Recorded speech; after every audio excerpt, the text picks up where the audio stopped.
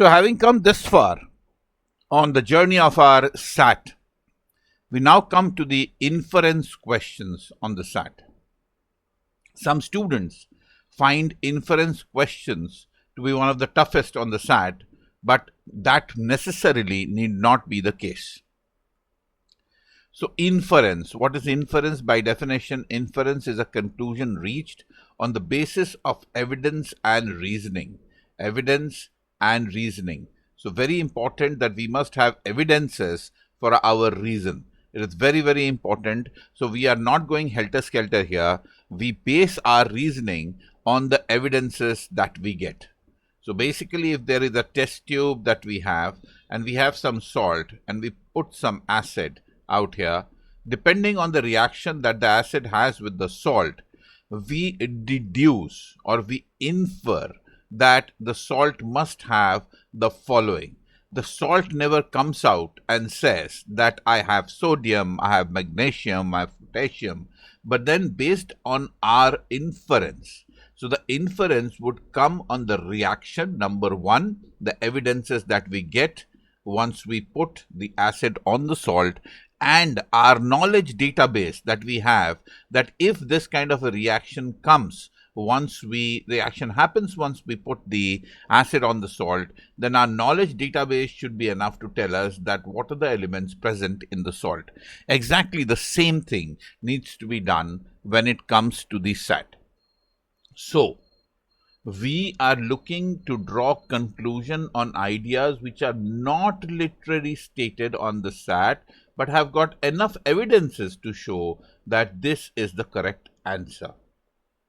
Typically, these questions will have a blank at the end, and the keywords will be therefore, because, hence, and that is what we are expected to answer. There are three kinds, though, of these kinds of questions. One could be deduction, simply deduction. One could be speculation based on evidences, and one could be examination. You could pause the video and look into the three different kind of questions that you might be asked on the SAT. A great hint that mostly answers of this sort on the inference could contain words like may, might, could, and other conditional moods. Very rarely, in fact anywhere very rarely on the SAT, answers which have got very strong words like must, should, always, and other extreme words are the correct ones. So the correct ones would have words like may, might, could, because it is reasonably easy to say that this may happen and infer that this might happen or this could happen, than infer that this must happen, should happen, or always happen. So these words, must, should, always, and other extreme words should act as distractors. We should be very, very careful if we want to choose this kind of answers. More often than not, these answers would be incorrect, and these are the ones which would be correct. So let's look at basic kinds of questions that you might find on the SAT. The first type are the real life examples that SAT has taken from real lives, right? Like these ones. Researchers Suchitra X and Maximilian Popfinger modeled varying levels of passenger redistribution from short-haul flights, that is 15 to 210 minutes from takeoff to landing, to high-speed rail trips. Planes travel faster than trains, but air travel typically requires 3 hours of lead time for security, baggage handling, and boarding that the rail travel doesn't. So short-haul routes take similar amount of time by air and rail. However, the model suggests that rail passenger volumes approach current capacity limits. As they approach the current capacity limits, long lead times emerge. Therefore, for the rail to remain as a viable alternative for short-haul flights, what should happen? There is a dash. So, as you can see that this is a however and therefore relationship. So now let's look into the however. That as rail passenger volumes approach capacity limits. So what happens? What happens is that you still have lead times. So in countries like, say, wherein the population is huge and the railway infrastructure doesn't have the number of trains present for people to get into them, once a train is full and you really cannot get into that train, you will have to wait for the next train to come, and hence it does not remain a viable option. So let's look at a real life example. So these are two places in Scotland. One is called Papa Westray and the other one is called Westray, right? The beauty, or the point that I'm driving you to, is that the distance between these two places is 1.7 miles or 2.8 kilometers, and they have got a flight connection between them. So basically, the flight takes around a minute from takeoff to landing. It takes a minute from takeoff to landing. You can actually go to Wikipedia and find this out, right? These are two places in Scotland.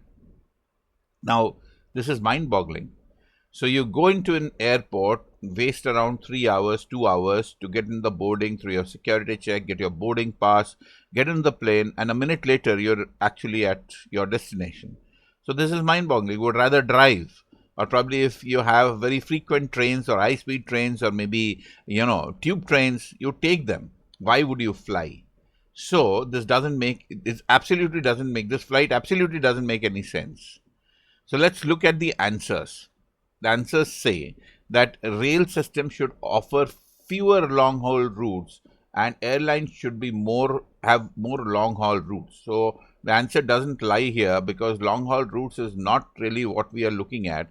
We are looking at the train, right, being an option for flights in short-haul routes, not long-haul routes. So definitely A is not the answer. Rail systems may need to schedule additional trains for these routes. Short-haul routes, yes, probably yes, because more the number of trains, then probably reaching capacity for these trains will no longer be an issue, and this could be a viable option. So yes, B could be a possible answer. Let's see C. Security, baggage handling and boarding procedures used by airlines need to be implemented on rail systems. Has got nothing to do. This in fact will increase lead time, so there is nothing to do with this one. And passengers who travel by rail for these routes will need to accept that lead times will be similar for those of air travel, or nothing to do with our answer. So the most logical answer to this one that we can have is B. So let's look at another real life example. Many animals, including humans, must sleep, and sleep is known to have a role in everything from healing injuries to encoding information in long-term memory. But some scientists claim that from an evolutionary standpoint, deep sleep for hours at a time leaves an animal so vulnerable that the known benefits of sleeping seem to be insufficient to explain why it is so widespread in the animal kingdom. These scientists therefore imply what? Great. So just think of yourself sleeping on your bed, cozy bed in the night, and waking up in the morning. Well, it really doesn't register in our mind that, okay, fine, I mean, this is a very usual automatic, autonomous process for us, that we sleep at night and get up in the morning. But just imagine doing the same thing in the middle of a jungle in a tent. You would be anxious. You'd be listening to sounds, whether you have got a bear creeping up.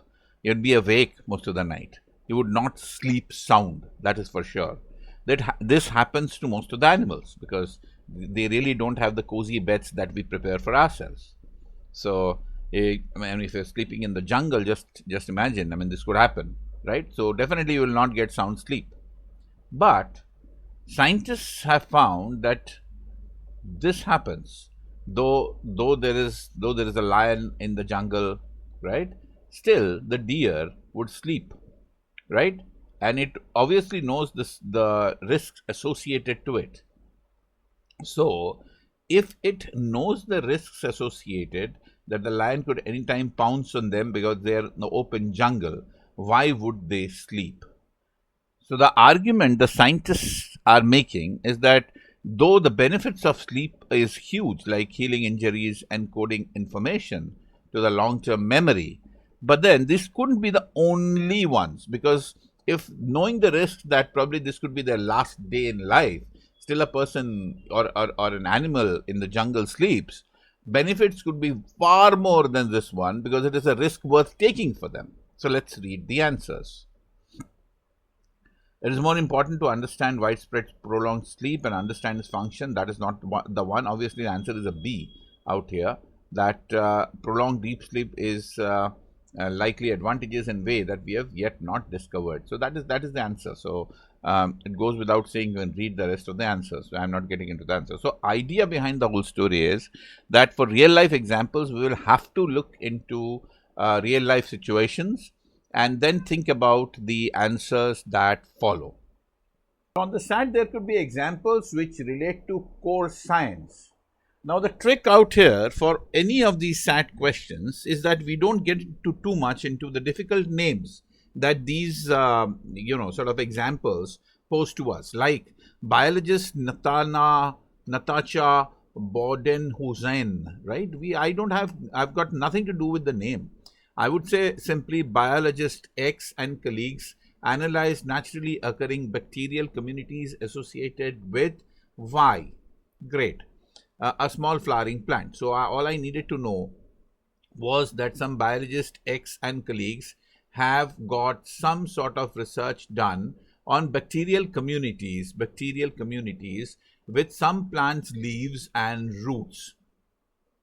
The researchers found that many of these bacterial genera in both the plants and leaves are root, many of the same bacterial genera. Okay, fine. So basically, if you have got a plant, something like this, right? Scientists found that they have got the same bacteria out here in the root, which is way below the, obviously, soil.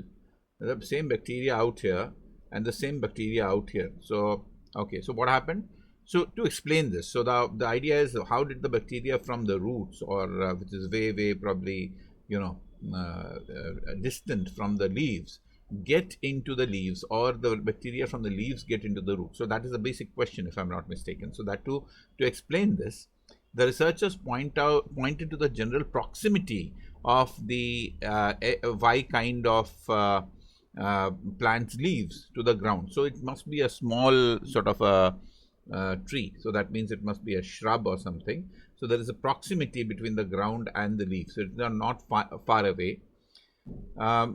And noted that rain splashing off the soil could bring the leaves into contact. So basically, when rain falls on the ground and it basically splashes back onto the leaves, could be one reason that bacteria could have jumped onto the leaves, probably, yeah.